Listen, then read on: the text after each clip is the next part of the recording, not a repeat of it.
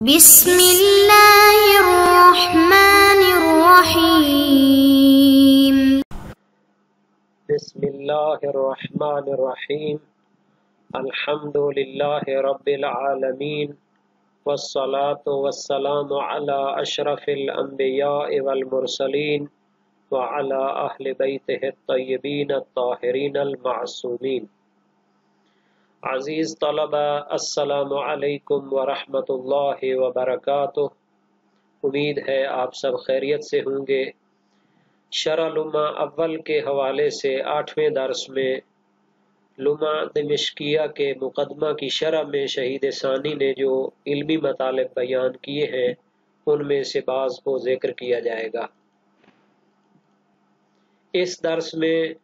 عالمین کے معنی اور مفہوم کی تحقیق کو پیش کیا جائے گا۔ نبی اکرم صلی اللہ علیہ وآلہ وسلم پر درود کا جو حکم ہے اس کی تحقیق پیش کی جائے گی۔ درود بھیجنے کا جو فائدہ ہے اس کے بارے میں بھی بحث ہوگی۔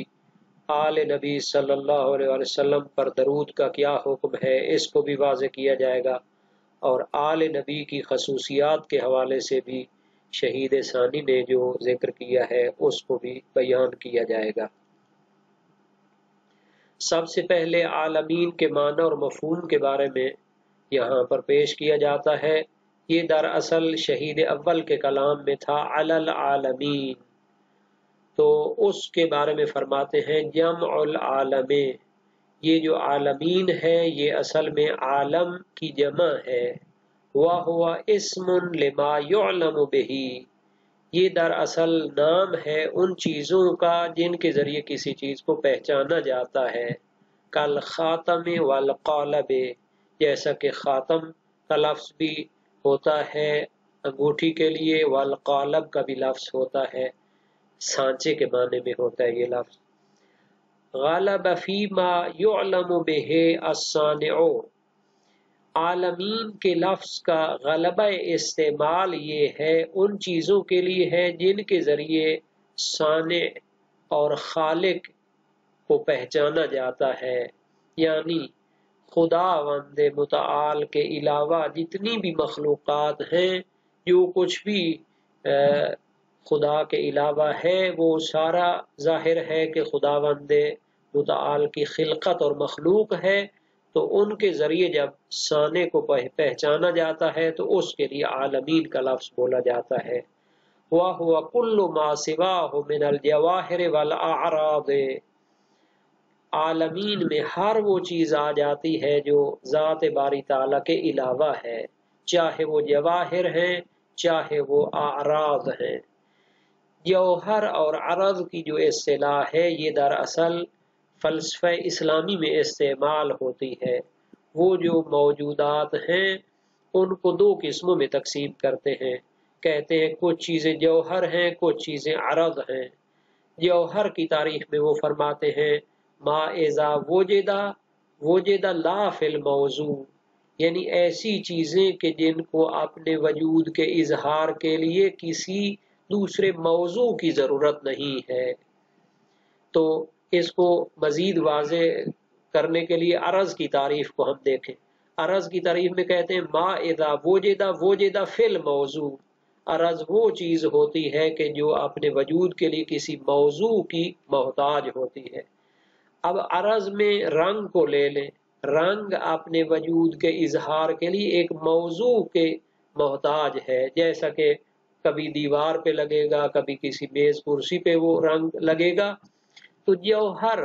اس مثال میں دیوار کو ہم کہہ سکتے ہیں، وہ جوہر ہے کہ وہ خود اپنے وجود کے اظہار کے لیے کسی اور چیز کا محتاج نہیں ہے، لیکن عرض جو اس کے اوپر رنگ ہے وہ اس دیوار کا محتاج ہے۔ تو یہ فلسفہ اسلامی کی اصطلاحات ہیں۔ فَإِنَّهَا لِإِمْكَانِهَا وَإِفْتِقَارِهَا إِلَى مُؤَثِّرٍ وَاجِبٍ لِذَاتِهِ تَدُلُّ عَلَى وَجُودِهِ، تو یہ تمام جو مخلوقات ہیں چاہے وہ جواہر ہوں چاہے وہ اعراض ہوں، یہ اپنی ذات میں ممکن الوجود ہیں اور ان میں افتقار پائی جاتی ہے، یعنی یہ ان کے وجود میں نیاز مندی پائی جاتی ہے، ان کا وجود کسی کی عطا ہے، یہ خود سے وجود میں نہیں آ گئے، تو یہ اپنی تمام مخلوقات اپنے ممکن الوجود ہونے اور نیاز مند ہونے کے لحاظ سے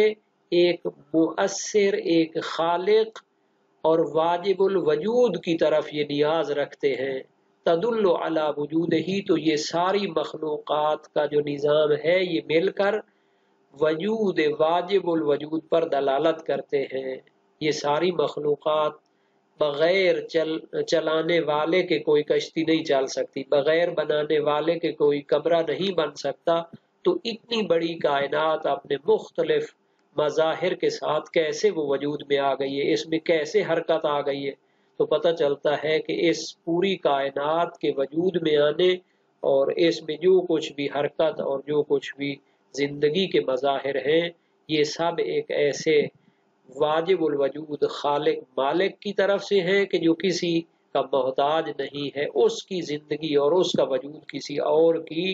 دین نہیں ہے، وَإِلَّا عقلی لحاظ سے دور اور تسلسل لازم آئے گا۔ تو یہ ساری باتیں علم کلام اور عقائد میں اور فلسفہ اسلامی میں بیان ہو چکی ہے۔ وَجَمَعَهُ، اور شہید اول نے اس لفظ کو عالمین یعنی جمع کے طور پر استعمال کیا ہے، عالم نہیں کہا، جمعہو اس کو جمع کے طور پر استعمال کیا ہے، لِيَشْمَلَ مَا تَحْتَهُ مِنَ الْأَجْنَاسِ الْمُخْتَلِفَةِ، چونکہ عالم تو ایک جنس کی مخلوق کو شامل ہوتا، تو عالمین تمام قسم کی جو اجناس اور جو مختلف چیزیں اس کائنات میں پائی جاتی ہیں وہ سب کی سب ممکن الوجود ہیں، اور وہ کیا ہے اپنے وجود کے لیے نیاز مند ہے ایک واجب الوجود کی۔ وَغُلِّبَ الْعُقَلَاءُ مِنْهُمْ، اور ان میں بھی زیادہ تر غلبہ استعمال عالمین کا ان ممکنات میں سے عقل مند چیزوں کے لیے ہے، جیسے انسان ہے، فرشتے ہیں۔ فَجَمَعَهُ بِالْيَاءِ وَالنُّونِ كَسَائِرِ أَوْصَافِهِمْ، تو اسی وجہ سے چونکہ اس کا غلبہ استعمالی عقلاء کے لیے ہے تو اس کی جمع بھی یا اور نون کے ساتھ بنائی گئی ہے، کسائر اوصافہم، جیسا کہ باقی اس کے اوصاف جو ہوتے ہیں وہ عقلاء والے لفظ کے استعمال کیے جاتے ہیں۔ وقیل، اب عالمین کے بارے میں اور بھی نظریات ہیں۔ ایک قول یہ ہے کہ اسم وضع لذوی العلم من الملائکۃ والثقلین، یہ عالمین نام ہے اور اس کو بنایا گیا ہے جو اہل علم چیزیں ہیں، ملائکہ اور جن اور انسانوں میں سے جو بھی اہل علم ہیں ان کے لیے عالمین کا لفظ بنایا گیا ہے۔ وَتَنَاوُلُهُ لِغَيْرِهِمْ عَلَى سَبِيلِ الْاِسْتِطْبَاعِ، اگر اس کی وضع لغوی وہ کیا اہل علم کے لیے ہو، چاہے وہ ملائکہ ہیں چاہے وہ انس و جن ہیں، تو پھر غیر اہل علم کے لیے اس کا استعمال اور ان کو شامل ہونا یہ کیا ہے استطباع کے طریقے سے ہے، باقی کو بھی ضمناً ان کے لیے بھی عالمین بول دیا جاتا ہے۔ اصل میں اس کی وضع لغوی اس کو جو لفظ کو بنایا گیا ہے وہ اہل علم کے لیے ہے۔ بہرحال یہ ایک نظریہ ہے، ایک قول ہے۔ وقیل، اور ایک قول ہے المراد بہ الناس ہؤلاء، یہاں پر اس سے مراد لوگ ہیں۔ تو یہ جو نظریات ہیں اس عالمین کے بارے میں ظاہر ہے کہ ان کو ہمارے جو مفسرین ہیں اور ہمارے جو تفسیر وغیرہ لکھنے والے ہیں، علمی باتیں کرنے والے ہیں، انہوں نے اپنی تفسیروں میں الحمدللہ رب العالمین کی بات میں بھی اس کو ذکر کیا ہے۔ یہ جو اہل علم کا قول تھا یہ زمخشری کی تفسیر کشاف میں ہے، اس نے اپنی تفسیر کی ابتدا میں ہی اس نظریے کو ذکر کیا ہے۔ اور یہ جو ہے کہ المراد بہ الناس، کہ تمام لوگ اس سے مراد ہیں عالمین سے، اس نظریے کو راغب اصفہانی نے اپنی کتاب مفردات قرآن کریم میں باب علم میں امام جعفر صادق علیہ السلام کی طرف نسبت دی ہے۔ تو بہرحال یہ سارے نظریات ہیں جن کی طرف شہید ثانی نے اشارہ کیا ہے۔ تو یہ جو آخری قول ہے اس کی تتیمہ بھی یہاں پر ذکر کیا گیا ہے فَإِنَّ كُلَّ وَاحِدٍ مِّنْهُمْ عَالَمٌ أَصْغَرُ، یہ جو انسان ہے ان میں سے ہر ایک انسان ایک عالم اصغر ہے، ایک چھوٹا اس کے اندر عالم موجود ہے، پوری کائنات ہے، جیسا کہ امام علی علیہ السلام کے بعض فرامین میں بھی ہے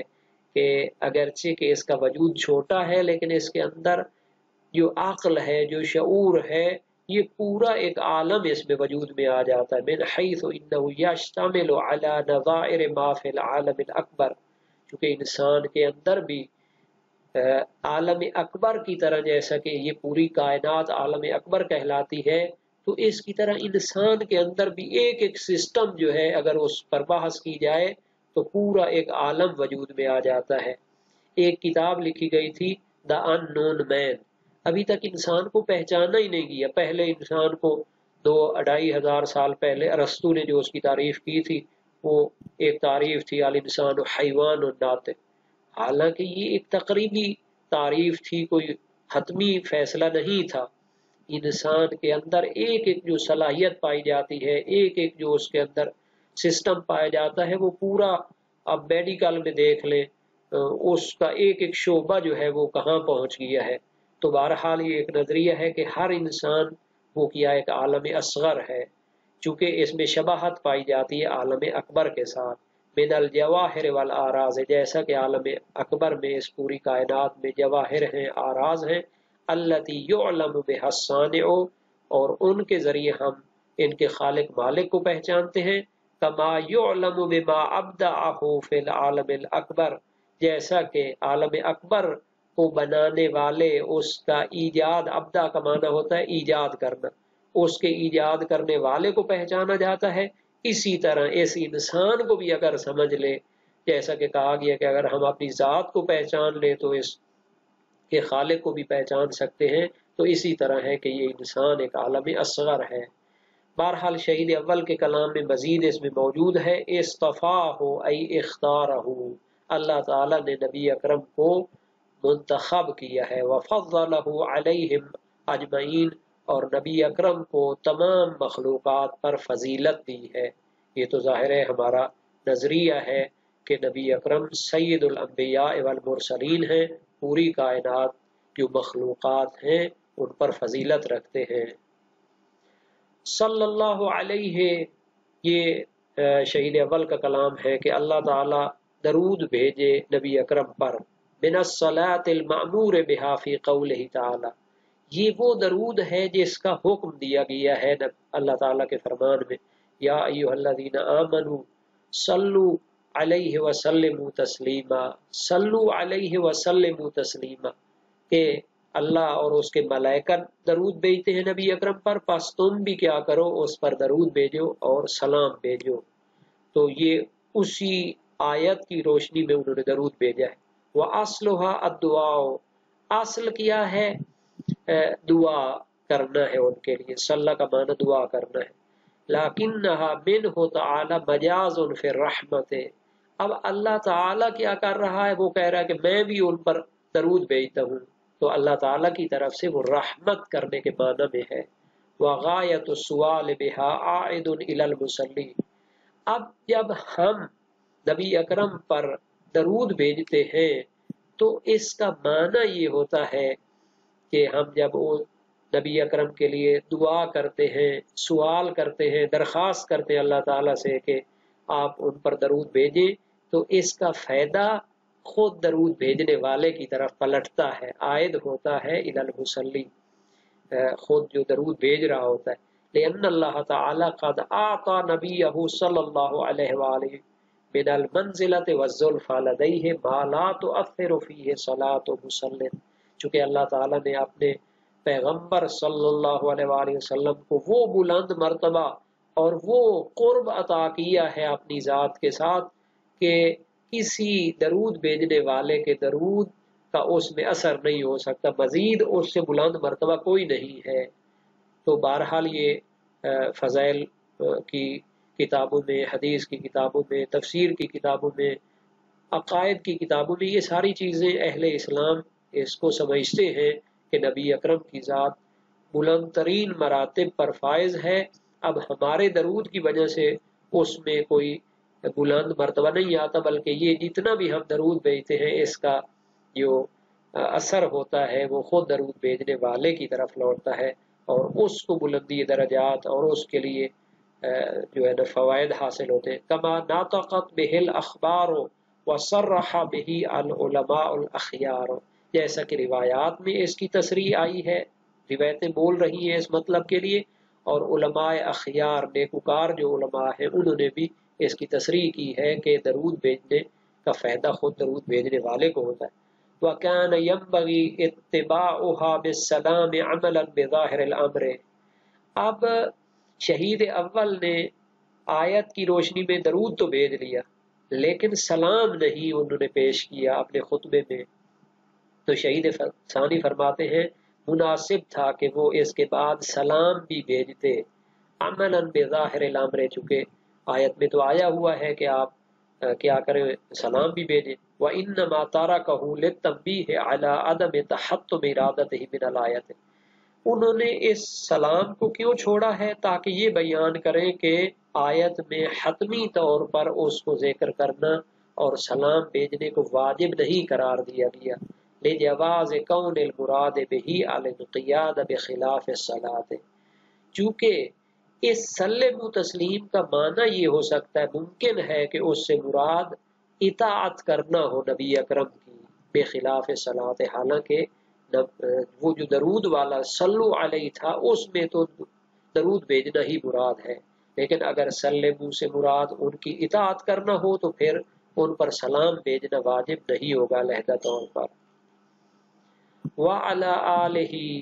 اور درود بھیجے اللہ تعالیٰ ان کی آل پر، وَهُمْ عِندَنَا عَلِيٌّ وَفَاطِمَةُ وَالْحَسَنَانِ، اب جو شیعہ ہیں ان کی نظر میں مراد کیا ہے جن پر درود بھیجا گیا ہے وہ امام علی علیہ السلام، حضرت فاطمہ زہرا سلام اللہ علیہ اور امام حسن اور امام حسین علیہ السلام۔ وَيُطْلَقُ تَغْلِيبًا عَلَىٰ بَاقِي الْأَئِمَّةِ عَلَيْهِمُ السَّلَامُ، اور آل کا لفظ غالبے کے ساتھ غالباً وہ دوسرے آئمہ کو بھی شامل ہوتا ہے، ان پر بھی استعمال ہوتا ہے۔ وَنَبَّهَ عَلَىٰ اخْتِصَاصِهِمْ عَلَيْهِمُ السَّلَامُ بِهَٰذَا الْاسْمِ، اور شہید اول نے تنبیہ کی ہے، بیان کیا ہے کہ وہی اس نام کے ساتھ مختص ہیں، یعنی آل ہی سے مراد یہی چہاردہ معصومین ہیں اور ائمہ اہل بیت ہیں۔ بے قول ہی آگے اس کو ایک اس کا تتمہ بھی بیان کیا ہے، الذین حافظوا ما حملہ، وہ ذوات کہ جنہوں نے اللہ تعالیٰ نے جو کچھ نبی کو دیا تھا علم اور احکام دین ان کو حفظ کیا ہوا ہے۔ حافظوا ما حملہ بالتخفیف، اس کو حملہ نہیں پڑھنا بلکہ حملہ پڑھنا ہے، من احکام دین، جو کچھ نبی اکرم نے احکام دین کو اٹھایا تھا وہ اس کے حافظ ہیں اور اس کے نگہبان ہیں۔ وَعَقَلُوا عَنْهُ صلی اللہ علیہ وآلہ وسلم مَا عَنْ جِبْرَئِیلَ عَقَلَهُ، اور انہوں نے نبی اکرم سے ان تمام احکام دین کو لے لیا ہے، سمجھ لیا ہے جو آپ نے جبرائیل کے ذریعے سمجھ لی تھی چیزیں دین کی۔ وَلَا يُتَوَهَّمُ مُسَاوَاتُهُمْ لَهُ بِذَلِكَ فِي الْفَضِيلَةِ، اس سے یہ بھی وہم نہ کیا جائے کہ وہ جو اہل بیت ہیں وہ فضیلت میں نبی اکرم کے ساتھ مساوی ہو گئے ہیں۔ یہ بہت اہم بحث ہے کہ اہل بیت وہ فضیلت میں نبی اکرم کے ساتھ مساوی نہیں ہے، لِاخْتِصَاصِهِ صلی اللہ علیہ وآلہ عنہم بمزایا اخرى تصیر بها نسبتهم الیہ کنسبت غیرہم علیہم السلام من الرعیت الیہم، چونکہ اللہ تعالیٰ نے نبی اکرم کو ایسی مزایا اور ایسی دوسری خصوصیات عطا کی ہیں کہ جو اہل بیت میں بھی نہیں ہیں، بلکہ اہل بیت کی جو نسبت ہے دوسری رعیت اور دوسرے امتیوں کے ساتھ، چونکہ اہل بیت امتیوں کی نسبت بہت فضیلت رکھتے ہیں، تو اسی طرح کی فضیلت ہے نبی اکرم کو اہل بیت پر بھی، اور ان کو میرے خیال میں عقائد کی کتابوں میں ذکر کیا جاتا ہے ان خصوصیات کو۔ 24 ایسی خصوصیات ہیں جو فقط نبی اکرم میں پائی جاتی ہیں، حتیٰ وہ اہل بیت کے لیے بھی نہیں ہیں، لأنهم علیہم السلام فی وقتہ صلی اللہ علیہ وآلہ من جملۃ رعیت، چونکہ اہل بیت نبی اکرم کے دور میں اس کی رعیت اور امت میں شامل ہیں۔ ثم نبہ علی ما اوجب فضیلتهم وتخصیصهم بذکر بعدہ صلی اللہ علیہ وآلہ بقول حتی قارن، پھر شہید اول نے تنبیہ کی ہے، بیان کیا ہے اس چیز کو کہ جس کے ذریعے ان کی فضیلت حاصل ہوئی ہے اور ان کو خصوصی طور پر ذکر کیا گیا ہے نبی اکرم کے ساتھ درود میں۔ حتی قارن الظاہر عود ضمیر المستکن الی النبی صلی اللہ علیہ وآلہ، حتی قارن حتی کے ملا دیا ہے، تو اس میں جو ضمیر ہے اس میں وہ نبی کی طرف لوٹ سکتی ہے۔ ظاہر یہ ہے کہ یہ ضمیر جو اس قارن کے اندر فعل ماضی کے اندر پائی جاتی ہے مستتر ہے، وہ نبی اکرم کی طرف لوٹتی ہے، لأنہ قارن بینہم و بین محکم الکتاب فی قولہ، چونکہ نبی اکرم نے اور اہل بیت کو اور قرآن کو آپس میں کیا ہے، ملا دیا ہے، فی قولہ اس فرمان میں، جس کو حدیث ثقلین کہتے ہیں، انی تارک فیکم ما ان تمسکتم بہ لن تضلوا کتاب اللہ وعترتی اہل بیت، میں تم میں چھوڑی جاتا ہوں کہ اگر ان سے تم تمسک کرو گے تو کبھی گمراہ نہیں ہوگے، کتاب اللہ وعترتی اہل بیتی، اور یہ حدیث متواتر ہے، 24 سے زائد اصحاب نے اس کو نقل کیا ہے۔ وَيُمْكِنُ عَوْدُهُ إِلَى اللَّهِ تعالی، اور ممکن ہے کہ یہ ضمیر اللہ تعالیٰ کی طرف پلٹے کہ اس نے اہل بیت اور قرآن کو آپس میں ملایا ہے، لأن اخبار النبی صلی اللہ علیہ وآلہ بذلک مستند إلی الوحی الالہی، چونکہ نبی اکرم نے جو یہ بیان کی ہے حدیث ثقلین، یہ بھی اللہ کی وحی کے ذریعے ہے، اور چونکہ خود قرآن میں ہے، لأنہ ما ينطق عن الهوى إن هو إلا وحی یوحى، نبی کچھ کلام نہیں کرتا مگر وہ وحی ہوتی ہے اس کی طرف، وَهُوَ ظَاهِرٌ مِّن قَوْلِهِ، اور یہی شہید اول کے قول سے بھی ظاہر ہے، وَجَعَلَهُمْ قُدْوَةً لِأُولِي الْأَلْبَابِ، کہ اللہ تعالیٰ نے ان کو عقل مندوں کے لیے اور امت کے لیے قدوہ اور مقتدا بنایا ہے، پیشوا بنایا ہے، فَإِنَّ الْجَاعِلَ ذَلِكَ هُوَ اللَّهُ تعالی، یہ تو اللہ تعالیٰ ہے جو ان کو امامت بخشتا ہے، پیشوا بناتا ہے، مع جواز ان یراد بہ النبی صلی اللہ علیہ وآلہ، یہاں بھی ممکن ہے کہ اس سے بھی مراد نبی ہو، چونکہ نبی بھی اللہ تعالیٰ کے حکم سے ان کو اس مرتبے کے لیے اعلان کرتا ہے۔